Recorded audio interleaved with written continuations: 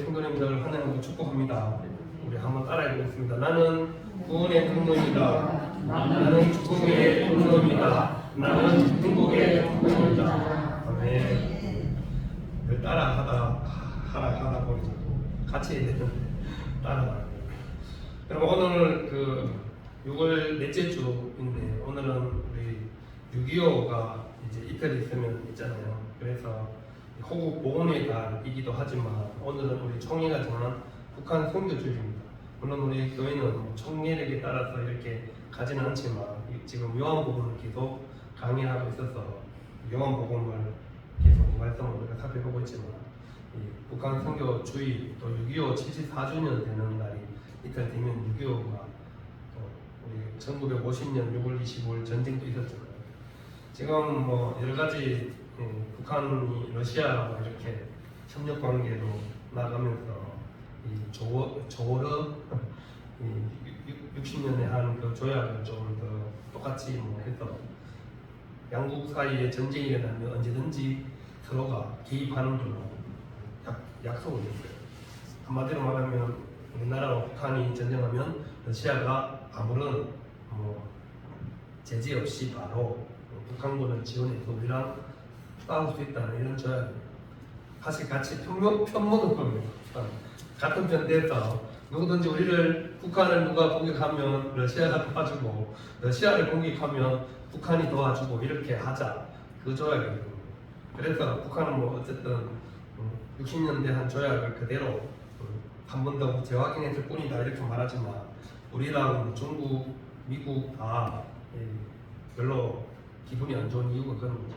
서로 같은 편 먹고 어쨌든 누구든지 우리를 때리기만 해봐라 우리 편 먹고 죽도록 싸우겠다 완전히 그거잖아요.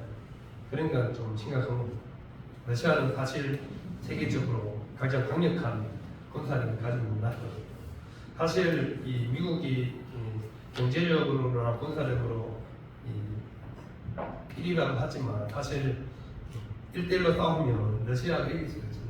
핵이 훨씬 더 강력한 무기들이 옛날 소련 때부터 개발한 무기들이 훨씬 더 탈탄 무기들이 많이 보여서 물론 오래돼서 그렇지. 그래도 돈이 없다 보니 새로운 무기를 계속 개발하지 못해서 그렇지. 안 그러면 훨씬 더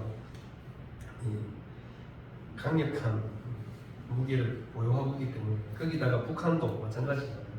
그래서 북한이랑 러시아를 손잡았다는 건 전 세계적으로 굉장히 별로 편한 상황은 아니라 불편하죠. 그래서 전 세계가 이 북러 이 조약에 관심을 가지고 계속 언론 플레이를 하는 이유도 바로 거기 있습니다. 중국도 별로 이제 마음에 안 들어서 김정은 왔다가 발짝도 가만 철거하고 그랬잖아요. 북한이 러시아랑 손잡으니까 중국이 별로 늘 모든 물적 자원 이런 것들 경제적인 지원을 해준 나라는 중국인데 사실 그래서 중국이 별로 심기가 불편하다는 걸 대놓고 지금 드러내고 하는 겁니다. 그런 상황에서 우리나라는 어쨌든 계속 북한과 이 대립하는 상태이고 언제든지 전쟁의 위협 속에서 살아가기 때문에 여러분들이 열심히 기도하셔야 돼요. 뭐 다른 방법이 없어요. 하나님께서 지켜주셔서 남북이 평화롭게 통일하고 또 자유로운 나라로 계속 존속할 수 있도록 우리가 계속 기도하셔야지. 나라도 없고 자유도 빼앗기면 우리는 사실 아무런 희망이 없습니다. 그래서 여러분들이 기회가 있는 대로 늘 나라와 민족을 위해서 기도할 수 있기를 바랍니다. 기독교가 다른 종교들과 가장 크게 구별되는 점은 바로 사랑의 종교라는 것입니다. 계속 지난주에도 말씀했고 요한복음 13장 하면서 계속 강조했죠. 하나님은 사랑이시고 기독교도 사랑의 종교입니다. 그 사랑은 단순한 사랑이 아닙니다. 그것은 목숨을 내어주는 사랑입니다. 예수님께서 자신의 목숨을 모든 사람의 죄를 위해서 내어주셨죠. 십자가에서. 그래서 기독교는 사랑의 종교인데 그냥 단순히 사랑합니다, 뭐 사랑할게요 이 수준이 아니라 정말 자신의 생명을 걸고 사람들을 살리셨다는 거죠.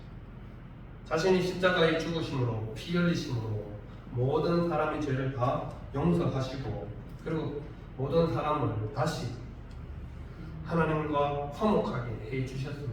이것이 우리 기독교의 핵심입니다. 예수님이 죽으셔서 우리가 다시 하나님과 화해하게 되었습니다. 화해. 그리고 우리가 언제든지 하나님의 보좌 앞에 나가서 하나님께 예배드리고 기도할 수 있게 된 이유도 예수님께서 자신의 목숨을 내어주셨기 때문에 가능하게 되었습니다. 그래서 우리는 기독교를 사랑의 종교, 하나님은 사랑이시다. 그리고 그 사랑은 단순히 말로만 그냥 어떤 사랑이 아니라 목숨을 내어준 사랑이라고 그렇게 표현하는 것이죠. 여러분, 사랑은 또 관심이 중요합니다. 관심이 있어야 사랑의 실천도 제대로 잘 할 수 있죠. 그래서 관심을 집중시킬 때 사랑하는 사람을 잘 관찰하게 되고 그 사람의 필요를 또 파악하게 되기 때문에 그렇죠. 그 사람의 필요를 채워주고 필요를 따라 도와주는 것, 그것이 올바르게 사랑하는 겁니다. 그렇지 않으면 사랑이 아니라 집착이 될 수 있죠. 집착이 되면 문제가 생깁니다. 요즘 심각한 범죄 중 하나가 스토커죠. 스토커. 자기는 좋아하고 사랑한다는데 상대방은 전혀 싫은 거죠. 그래서 스토커 범죄를 더 엄격하게 자꾸만 계속 바꾸는 이유도 그런 겁니다. 사랑이 잘못되면, 집착이 되면 더 이상 사랑이 되지 않게 됩니다. 그래서 우리는 관심을 가지고 상대방의 필요를 잘 도와주고 그리고 상대방이 원하는 것을 들어주는 사랑을 할 수 있어야 합니다. 그래야 올바르게 사랑을 행동으로 나타낼 수 있습니다. 행동으로 나타나지 않는 사랑은 아무것도 아닙니다. 그냥 말로 하는 사랑은 사실 별로 효력이 없습니다. 여러분, 사랑은 효력이 굉장히 강한데 말로만 하는 사랑은 효력이 오래 가지 못합니다. 그래서 우리가 행동으로 또 실천으로 나타낼 때 그 사랑이 지속되는 거죠. 예수님께서 십자가에 죽으신 이 행동으로 직접 몸으로 보여주셨죠. 그러니 그 효력이 지속되는 거잖아요. 예수님께서 십자가에 죽으려고 했는데 내가 십자가 겁나서 안 죽었으면 어떻게 되겠어요? 내가 마음은 죽고 싶은데 겁나서 못 죽겠다고 안 죽었으면 어떻게 됐었을까요? 맞짱 빵이죠. 아무것도 아닌 겁니다. 우리가 예수님을 믿을 필요도, 그리고 여러분들이 지금 이 자리에 앉아있을 이유도 없는 겁니다. 그래서 이 행동하고 실천하는 것이 중요한 것이죠. 예수님께서 오늘 이 본문 말씀을 한 시점이 굉장히 중요합니다. 언제 했어요? 가룟 유다가 나간 후에 그렇게 기록이 되어 있죠. 가룟 유다가 나간 후에 예수님께서 제자들을 향해 이렇게 말합니다. 지금 인자가 영광을 받았고 하나님도 인자로 말미암아 영광을 받으셨다. 가룟 유다가 뭐하러 나갔어요? 예수님을 팔아먹으러 나갔죠. 그 나간 후에 예수님께서 제자들을 앉혀놓고 이제 하는 말씀이 바로 31절 말씀이잖아요. 인자가 영광을 받았고 하나님도 인자로 말미암아 영광을 받았다 말씀합니다. 장차 올 고난과 수치, 그 십자가의 죽으심에 대해서 예수님께서 제자들에게 말해주고 있는 겁니다. 이미 가룟 유다가 나가서 이제 모든 일이 진행될 것을 예수님은 아셨습니다. 십자가가 다가오고 있음을 분명히 아시고 제자들에게 인자가 영광을 받았다. 그리고 하나님도 인자가 말미암아 영광을 받았다고 선언하고 있는 것이죠. 그것은 예수님의 고난으로 인하여서 예수님의 십자가 죽음으로 인해서 하나님이 영광 받으셨다는 것입니다. 사실 이 말씀은 제자들이 그리고 우리들도 이해하기가 어렵습니다. 고난과 수치가 어떻게 영광이 되겠습니까? 부끄러움이고 고통이죠. 그런데 그것을 영광이라고 예수님께서 표현하고 있는 것이 중요합니다. 영광을 받기 위해서는 반드시 고난의 십자가를 지나가야 한다. 우리 신앙생활 가운데 이 고난의 현장이 없는 것은 뒤에 영광도 따라오지 않을 수 있다는 것이죠. 많은 사람들이 고난은 별로 반갑지 않습니다. 근데 뒤에 있는 영광은 굉장히 좋아합니다. 그래서 고난은 빼고 영광만 원하는 경우가 많죠. 하지만 우리 기독교는 예수님께서 보여주신 대로 철저하게 고난을 거쳐야 뒤에 영광도 있는 겁니다. 십자가가 없는 영광은 있을 수 없다는, 생기지도 않고, 그래서 반드시 고난이 있어야 영광도 있다는 것을 예수님께서 말씀하고 있는 겁니다. 가룟 유다가 나갔다는 것은 이미 가룟 유다가 예수님을 팔기로 마음먹었기 때문에 예수님이 십자가를 지식으로 이미 정해져 있는 것이죠. 그래서 예수님은 영광을 받았다고 표현하고 하나님도 인자로 말미암아 영광을 받았다고 말씀하고 있는 것입니다. 예수님의 십자가가 하나님께는 영광이기 때문인 거죠. 예수님의 십자가는 하나님도 만족시키고 인간도 만족시키는 것이죠.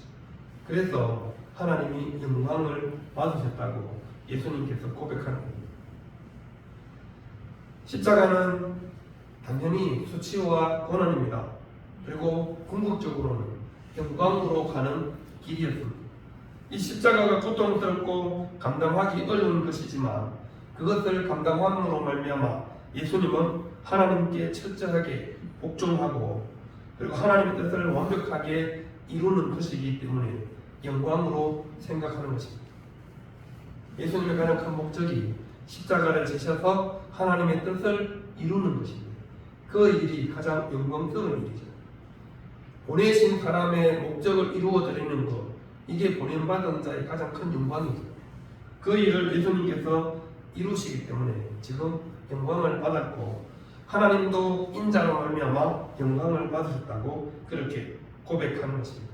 자신의 십자가의 죽으심으로 인해서 하나님께 영광이 되었기 때문이죠. 인간의 모든 죄를 해결할 뿐만 아니라 하나님의 공의도 완전히 이루었기 때문이죠. 그래서 예수님은 지금 영광에 대해서 말씀하고 있는 것입니다. 고난이 지나가야 영광도 오고 있기 때문에 그래서 제자들에게 닥쳐올 고난에 대해서 전혀 두려워하지 말 것을 예수님께서 말씀하고 있는 것입니다. 점점 이제 예수님의 고난, 십자가의 죽으심이 다가오고 있음을 알았기에 제자들에게 계속해서 말씀해 주고 있는 거죠. 이 13장이 다락방 강화라고 말씀드렸잖아요. 이제 본격적으로 가룟 유다가 나간 다음에 이제 예수님께서 강화를 시작하고 있는 것입니다. 오늘 본문부터가 실제적으로 다락방 강화가 제대로 시작되는 것이죠. 로마서 8장 18절에 보면 이렇게 말씀하고 있습니다. 생각하건대 현재의 고난은 장차 우리에게 나타날 영광과 비교할 수 없다. 현재의 고난은 장차 우리에게 나타날 영광과 비교할 수 없을 만큼 크다고 말씀하고 있습니다. 이 말씀을 예수님께서 가장 잘 알기에, 이 의미가 무엇인지 잘 알기에 예수님께서는 자기가 져야 되는 십자가의 고난, 이 수치를 기꺼이 다 받으셨습니다. 그래서 그것을 통해서 확실하게 영광을 받을 수 있다고 확신하고 있는 것이죠. 그래서 우리는 신앙원에서 이 영광을 받기 위해서는 반드시 고난을 먼저 감당해야 한다는 사실을 꼭 기억하시길 바랍니다. 예수님을 믿는 것 때문에 고난받는 것을 기뻐하고 감사할 수 있는 사람이 제대로 예수님을 믿고 살아가는 사람입니다. 이 세상에서 예수님을 믿는다는 것은 세상을 거슬러 올라가는 겁니다. 물을 거슬러 올라가는 것이 쉽지 않듯이 세상에 살면서 세상을 거슬러서 살아간다 쉬운 일이 아니죠. 그러니 당연히 우리에게는 고난이 있을 수밖에 없습니다. 세상 사람들하고 같은 원리로 살아가지 않으니 당연히 세상 사람들이 우리를 싫어하고 미워합니다. 그러니 세상 속에서 고난과 어려움을 경험하는 것은 믿음의 사람으로서 당연히 우리에게 찾아오는 것이죠. 그래서 예수님도 늘 예수님 믿는 것 때문에 핍박을 받고 환난을 당할 때마다 뭐하라 그랬어요? 기뻐하고 즐거워하는 거예요. 아, 내가 예수님을 잘 믿고 있구나. 감탄하셔야 됩니다. 내가 예수님 믿는 것 때문에, 주님 때문에 힘들어하고 괴로우면 본인이 잘못했다 힘들고 괴로운 것은 본인 탓인 거예요. 예수님 믿는 것 때문에, 믿음 때문에 힘들고 고난당하면 기뻐하고 즐거워하셔도 됩니다. 천국에서 상이 크다고 말씀하십니다. 그 고난 뒤에 하나님께서 우리에게 주실 영광, 그 영광은 상상할 수 없을 만큼 크다고 말씀하고 있습니다. 여러분, 세상의 가치 기준으로 영광은 그런 것이 아니죠. 세상 사람들이 생각하는 영광은 다른 사람들보다 더 높은 자리에 있든지, 더 많은 돈을 가지고 더 잘 살고 있든지, 아니면 더 큰 집에 어리어리한 저택에 살든지, 아니면 비싼 외제차를 끌고 다니는 것이 영광이라고 생각하잖아요. 하지만 우리 그리스도인들에게 영광은 그런 것이 아니라는 거죠. 그래서 오늘 예수님께서 사랑에 대해서 말씀하시면서 먼저 영광에 대해서 말씀하는 이유가 그런 것이죠. 예수님이 말씀해 주시는 사랑을 제대로 실천하기 위해서는 당연히 따라오는 고난도 감수해야 한다는 것이 예수님께서 지금 말씀하고 있는 것입니다. 그래서 기준점, 이제는 우리 그리스도인들은 기준이 세상의 기준이 아니라 주님이 정해주시는 기준을 가지고 세상을 살아가야 한다는 것입니다. 그 기준으로 살아가면 당연히 세상 사람들이 추구하는 영광, 세상 사람들이 말하는 성공하고는 거리가 멀 수밖에 없게 되는 거죠. 가까워질 수가 없습니다. 왜냐하면 세상이 추구하는 영광과 그리스도인들이 추구하는 영광이 완전히 다르기 때문에 그렇습니다. 그래서 우리는 예수님을 믿고 살아가는 동안 우리에게 찾아오는 고난에 대해서 겸허히 받아들일 수 있는 용기와 믿음이 있어야 한다는 사실이죠.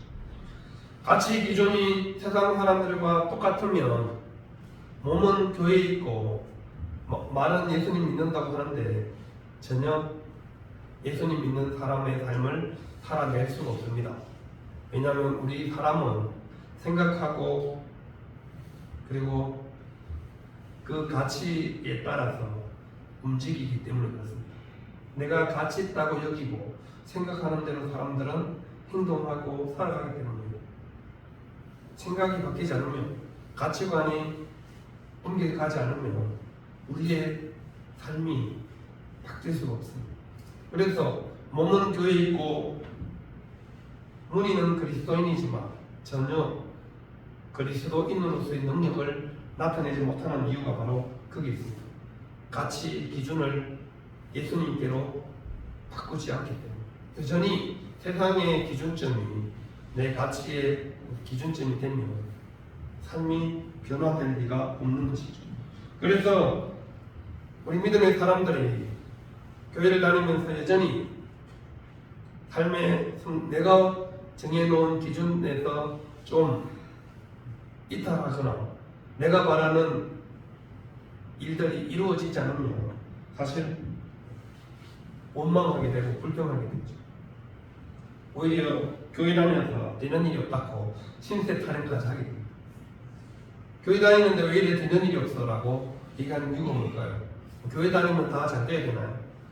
안 될 수도 있죠. 고난 받으신다는 표현이죠. 예수님 잘 믿으면 세상 속에서 더 환난과 어려움이 생깁니다. 왜냐하면 세상이 예수님을 미워했기 때문에. 세상이 예수님을 미워했는데 예수님의 제자들을 좋아할 리가 없잖아요. 사도행전에 보셨잖아요. 초대교회 종교 지도자들이 사도들을 얼마나 핍박했습니까? 예수 그리스도의 십자가 부활을 절대 가르치지도 전하지도 말라고 얼마나 많이 경고하고 위협하고 겁박을 줍니까?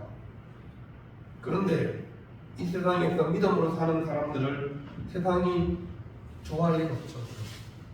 왜 안 좋아해요? 맨날 바른 소리 하거든요.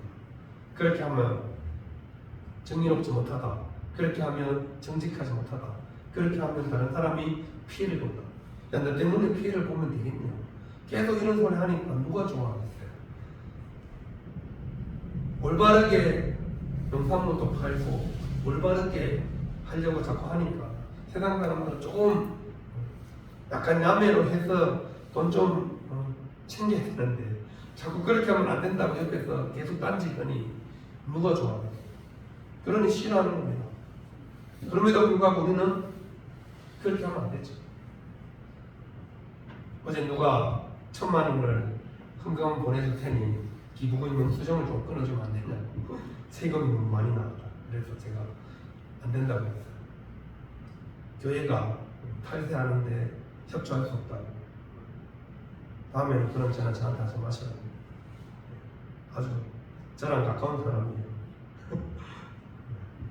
아주 가까운 사람. 그런데 이런지 알고 제가 그저에 바로 전화를 끊었습니다. 뭐 세금 많이 나오면 많이 내야죠. 돈 많이 벌었으니 세금 많이 나오는 건데. 근데 갑자기 세금 많이 나와서 1000만 원을 헌금할 테니 그럼 평소에 좀 하시든지 미리 좀 하든지 1월달에 돈 많이 벌 줄 믿어 말고. 근데 이제 와가지고 세금 내려는 돈이 아까워요. 당연히 아깝죠. 내가 보니 기업하는 사람이든 장사하는 사람이든 제일 아까워하는 돈이 뭔가 봤더니 세금은 제일 아까워요. 그렇게 가면 안 됩니다. 왠지 아세요? 우리나라 국민이 세금 내야지. 여러분들이 내는 세금으로 물론 그 세금으로 뒷돈 챙기는 인간들도 있지만 그 세금으로 복지도 하고 정책도 하고 무기도 만들고 하는 거예요. 그 돈으로 이 나라 살림살이 하는 겁니다. 여러분 가정 살림살이 돈 없으면 어떻게 해요? 안 되잖아요. 교회 살림살이 돈 없으면 안 되잖아요. 국가는 여러분들이 내는 세금으로 국가 살림살을 합니다. 누가 다 탈세하면 국가가 어떻게 되겠어요? 그러니까 저 미얀마 이런 나라들이 저렇게 힘들게 살아가는 겁니다. 정부가 국민들이 올바르게 세금을 내지 않았어요. 고난은 싫어하고 영광만 원하면 누가 영광을 좋아하지 않는 사람이 있겠어요. 하지만 고난도 감수해야 뒤에 영광이 있다는 것입니다. 그래서 우리 그리스도인들은 우리가 가장 원하는 가치 그것이 무엇인지를 정확하게 알고 그것에 따라서 행동하고 움직여야 제대로 주님이 원하시는 길을 그리고 하나님이 원하시는 뜻대로 갈 수 있는 것입니다. 자신 있게 내가 예수님 믿는 것 때문에 지금 현재 고난을 받고 있는지 내 자신을 점검해 보세요. 내가 세상 속에서 정말 아무런 일 없이 편하게 잘 살고 있다. 그럼 내가 세상 속에서 그리스도인임을 그래서 주님께서 말씀하신 사랑을 잘 실천하고 있지 않을 수도 있습니다. 그래서 내가 더 세상에서 편하게 사는 것일 수도 있다는 거죠. 그래서 여러분들의 삶 속에 주님이 원하시는 영광의 자리에 앉기 위해서 반드시 지나가야 할 고난을 지나가셔야 한다는 사실입니다. 나로 인해서 주님이 영광을 받으시게 하는 것, 이것이 우리 그리스도인의 목적이죠. 나로 인해서 주님이 욕먹으면 되겠어요. 나 때문에 예수님이 하나님이 욕먹으면 그건 가장 못할 짓이죠. 나 때문에 부모님이 욕먹으면 누가 어느 자식이 그 자녀를 보고 효도하는 자녀라고 누가 그래요? 부모 욕먹이는 자녀를 마찬가지죠. 하나님 욕먹이고 예수님 영광을 가리면서 믿음 생활 잘한다? 말도 안 되는 거죠.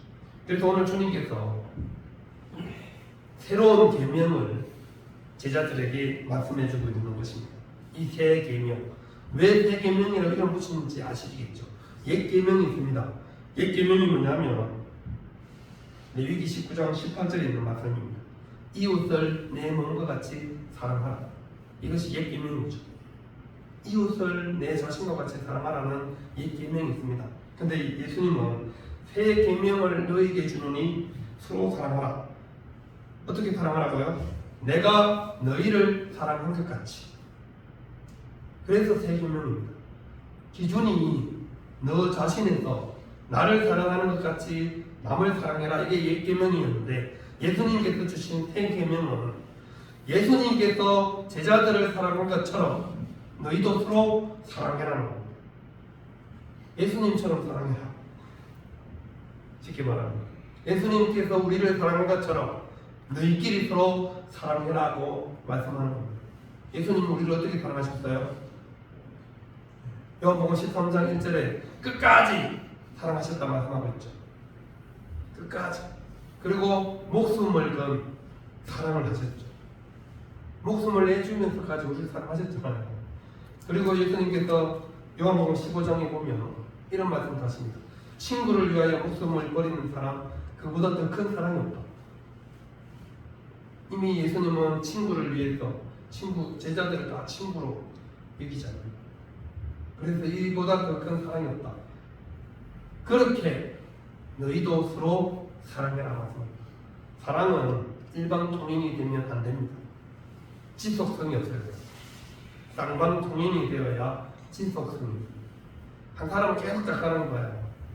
언젠가는 그 사랑 깨집니다. 그죠? 짝사랑이 오래 가신가요? 물론 혼자 뭐 몰래 사랑하는 거 평생 할 수도 있죠. 쌍방 통행이어야지 관계가 계속 지속되는 것입니다. 그래서 예수님께서 잡히시고 나면 제자들이 의지할 데가 없으니 서로 사랑으로, 예수님께서 제자들을 사랑한 그 사랑으로 너희들끼리 돌보고 아껴주고 사랑해라 말씀하고 있는 것입니다. 그래서 예수님께서는 세 계명으로 예수님 자신이 기준이 되어서 이 사랑을 보여주셨죠. 그래서 섬김의 사랑도 보여주셨잖아요. 친히 제자들의 발을 씻겨주시면서 본을 보여주셨죠. 그리고 십자가에 죽으시면서 목숨까지 내어주는 사랑을 제자들에게 보여주셨습니다.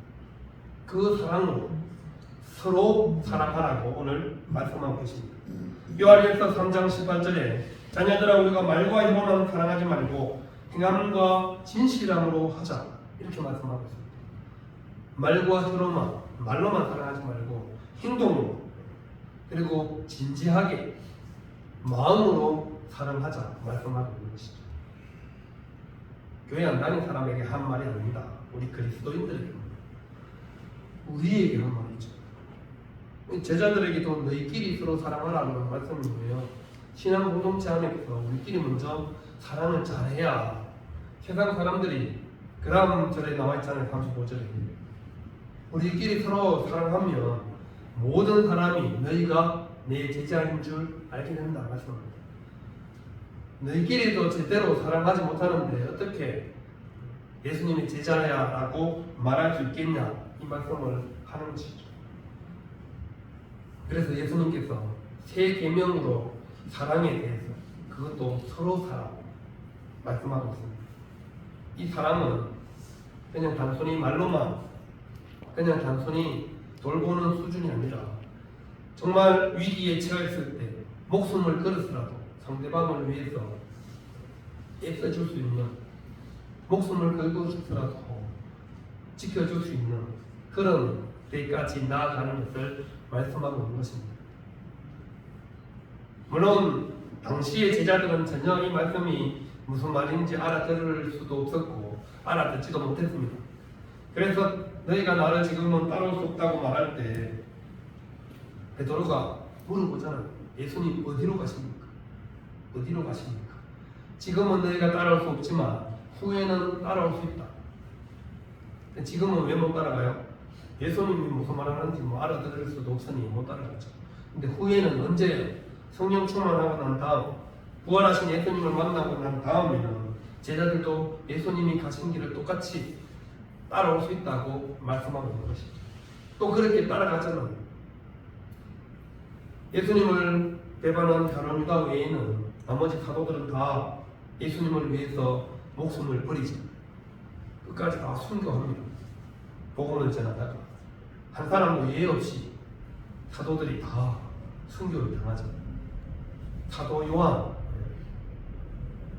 계시록 때문에 요한만 예수님께서 오래 살려주셨지 나머지는 다 순교를 당합니다. 이것이 바로 주님께서 보여주시는 사랑이 그대로 실천되는 것입니다. 우리가 이 땅을 살아가는 동안 예수님처럼 마음을 먹고 예수님처럼 다른 사람을 생각하고 예수님처럼 사랑하면 관계가 더 돈독해지기도 하고 그리고 우리 때문에 우리를 보고 모든 사람이 세상 사람들이 우리가 예수님의 제자인 것을 알게 된다 말씀하는 거죠. 제자는 나타내는 것입니다. 우리의 사랑의 실천을 통해서 다른 사람들에게 보여주는 것입니다. 우리가 그리스도인 되는 나타내지지 않고 표현되지 않는 사랑은 아무것도 아니게 되기 때문에 그렇죠. 그래서 우리가 열심히 사랑을 실천하셔야 합니다. 우리끼리도 일주일 동안 안부, 여러분 뭐 주일날 만나지만 주중에도 안부 좀 물어보시고 죽었는지 살았는지 확인도 좀 하시고 혼자 사시는 분들 더 관심을 가지시고 사랑을 좀 보여주시기 바랍니다. 더우면 아이스크림도 하나 사다 주시고 이렇게 하셔야죠. 그래야 우리끼리 서로 사랑하는 거지. 아무런 관심도 표현도 하지 않으면 어떻게 성도로서 서로 같은 교회의 교우로서 지낼 수 있다고 말씀할 수 있겠어요. 그래서 주님은 서로 사랑을 강조하시면서 새 계명으로 주셨습니다. 계명은 뭐예요? 반드시 지키라는 거예요. 안 지키라고 주시는 말씀이 아니라 꼭 지키라고 주시는 말씀이죠. 그래서 우리가 서로 예수님 안에서 사랑하고 주님 주신 계명을 잘 지킴으로써 예수님의 제자됨을 확실히 나타내는 저와 우리 모든 성도님들 될 수 있기를 바랍니다. 내 자신의 기준으로 사랑하는 것이 아니라 예수님께서 사랑하신 것처럼 예수님께서 너희를 사랑한 것 같이 우리도 다른 사람을 사랑할 수 있는 저와 우리 모든 성도님들 다 될 수 있기를 바랍니다. 기도하겠습니다.